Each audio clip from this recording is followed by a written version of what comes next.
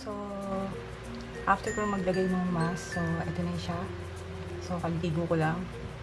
So far maganda siya. Malambot siya. So, parang, actually hindi ako nag-moisturize pero, pag tinouch mo yung skin mo, parang nag-moisturize ka na. Siguro dahil dun sa coconut oil at the same time may aloe vera. So, gagamitin lang natin siya siguro 3 times a week. So, medyo napadami yung aking ginawa. So, nilagay ko lang siya sa empty container. Then, nilagay ko ng title. Ayan. Para lang hindi ko lang siya makalimutan. So, bukas siguro ng gabi, uulitin ko siya. Ganda siya sa mukha. Pwede siyang moisturizer. So, thumbs up ako.